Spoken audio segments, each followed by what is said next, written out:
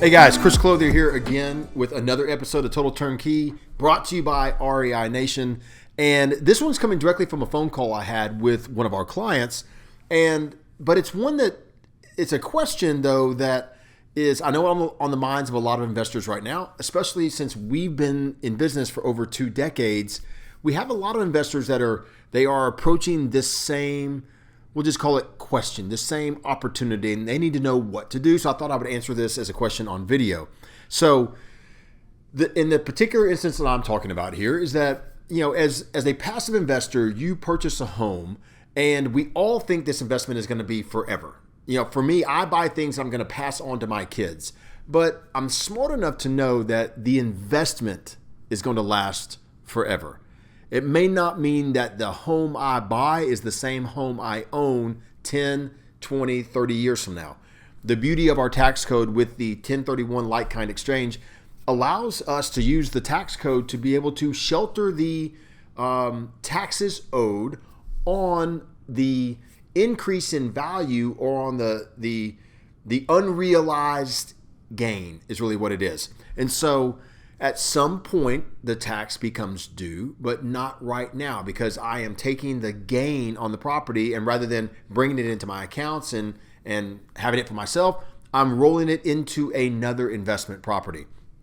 So because of that little tool that Jim given to real estate investors back in, I believe, in the 1930s, so this is decades old code written in the IRS tax code, we need to be aware of it today as we have properties that are reaching the 7 to 10 year mark. No matter how good the renovation is that we do on the front end, 7 to 10 years, you're about reaching the usefulness of that particular property before it needs a major redo, before it needs a lot of big ticket items that may, come due. If we have one resident in the home, or if we have 3 residents in the home, in that 7 to 10 year period, the home is still lived in almost every day for that time frame. And so there becomes this, what's called a tally of costs, and they begin to become due at move out. Now I have a client who I was speaking with. They've owned the property for well over 10 years now. They have a rather large move-out list. Now I'm talking, you have to put this in context. The property was purchased for under $100,000. Today, that property is worth mid 200,000s. So there's a wide spread. It has gone up tremendously in value. Demand for this particular area continues to remain strong. So they've done very well on paper with their investment. Now, as far as not on paper, so how's it actually performed? Well, they only had to put down 25% at the time. So they only had $25,000 into the property. In the past over 10 years, they have reduced their debt on that property by roughly 20%. They had only borrowed $70,000 to begin with. So they owe roughly $50,000, and they are, even though they only owe roughly $50,000 on it, they have already achieved and almost tripled their original down payment. So they've got a return now of almost $75,000 on the original $25,000 they put in. So by all measures, this is a wildly successful investment. But today there's a move out.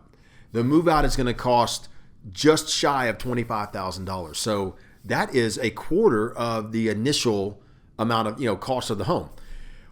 They have a choice. Do I spend the $25,000 today to bring the property up to current standards to make sure we eliminate any other deferred maintenance that maybe have occurred over the past decade, put it back out onto the market, and all I've done at that point is I've raised my cost basis. So now I've got a home that, again, we'll use the round number of $100,000. Now it's $125,000 is what it's cost me, and as an investor, I put $50,000 in. Remember, this investor's already made $75,000 on the investment. So they would be $50,000 in for a $75,000 return. They would still be greater than 100% just over a decade later. But the value of the property is in the mid 200s, low to mid 200s. So the Flip side of this is, do I spend the 25 and continue to cash flow this particular property? Do I continue to allow it to be rented, allow the resident to pay down my note, and then allow it to grow in value? I mean, there's nothing wrong with that. That's a perfectly valid question. The $25,000 they spend today can be written off on their taxes in one way or another. That's going to be up to their CPA and the way that they file and hold that particular property. But there is some tax benefit to this. But should they choose to sell it, here's the other side. Don't do any work to it at all. Now, they could do no work whatsoever and then sell it wholesale. Sell it at a discounted price. Of course, it needs $25,000 in work. They might be able to get $150,000 for their home, maybe $175,000 for it today. An investor might pay $175,000. They'll spend their own $25,000 into it, and they'll look to either sell it or hold it, in that low twos. The investor would be giving up, a lot. They'd be giving up a lot of their equity, but they would be locking in their return. So if the investor chose to sell it for $175,000 today, they owe less than $50,000. They've already made $75,000. They would end up pocketing an additional $100,000. So they would have $175,000 in their pocket on an original $25,000 investment. I mean, there's no, I don't know how to quantify that. It is such an amazing return on their investment. They will have made $175,000 by selling it for $150,000 today. That's because they've made so much money while it has been renting. Or they can spend the $25,000 and put it onto the open market. Maybe you have to spend a few more than that. Let's say they have to spend $35,000 to $40,000 to put it onto the retail open market. Now they're all in for $140,000. They have $90,000 that they owe to the bank and to themselves. They sell it for $225,000. Today they would be pocketing, after all is said and done, around $100,000, maybe $125,000 plus the $75,000 they've already made off of it. They again would make $175,000 to $200,000 on a $25,000 investment. The difference between the two is how much pain do we want to go through and how much time do we want to wait. That was my advice.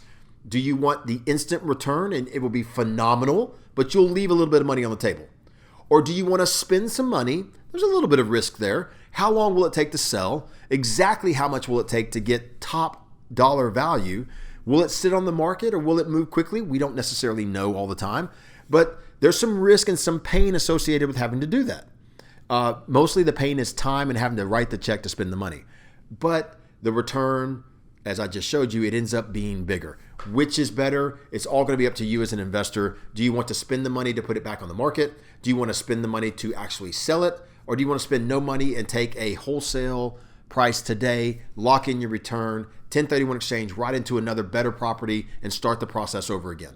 That way you still own real estate forever. You still own real estate to give away, to your family, 10, 15, 20, 30 years from now. But it's just not the same home you began with. Guys, this is a choice that a lot of investors are coming upon today. I think it's amazing that we have this opportunity. I have been faced with the same decision, and I've done both. In some scenarios, I have fixed it and kept it. In some scenarios, I have not fixed it and just sold it straight out as a wholesale deal and got my money in my pocket. I have never fixed it and sold. I do those one or two things. I either sell it as it is or I fix it and keep it on the rental market. That's my advice as an investor, coming straight to you. Turnkey, as a tip, as a turnkey investor coming out today. So thank you again for joining us here at Total Turnkey. If you